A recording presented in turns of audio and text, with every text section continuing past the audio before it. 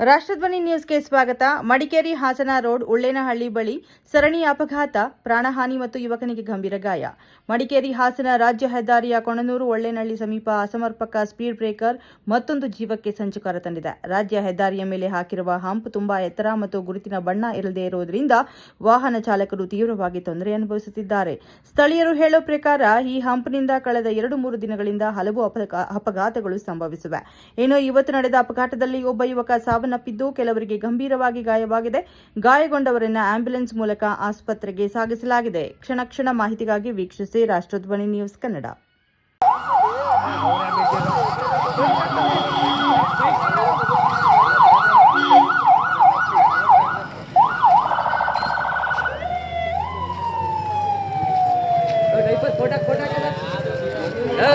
Video ಮಾಡಿ photo ಹಾಕಿ ಏನಿ Magadi Somwarpet road ಮಾಡಿದ್ದಾರೆ. ರೋಡಲ್ಲಿ ಅವೈಜ್ಞಾನಿಕವಾಗಿ ಈ ಹೆದ್ದಾರಿಯಲ್ಲಿ ಒಂದು ಹಂಸನ ಹಾಕಿದ್ದಾರೆ.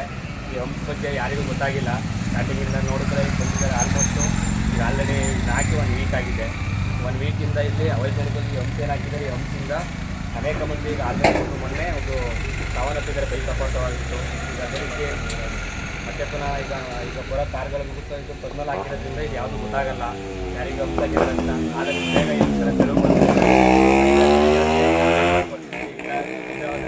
ಊರಿನ ಎಲ್ಲ ಗ್ರಾಮಸ್ಥರುಗಳು ಎಲ್ಲರೂ ಅಕ್ಕಪಕ್ಕ ಹಳ್ಳಿಯವರು ಎಲ್ಲರೂ ಸೇರಿಬಿಟ್ಟು ಹೋರಾಟವನ್ನು ಮಾಡ್ತೀವಿ ಅಂತ ಹೇಳ್ಬಿಟ್ಟು ಈ ಮೂಲಕ ಕೇಳ್ಬೋದು.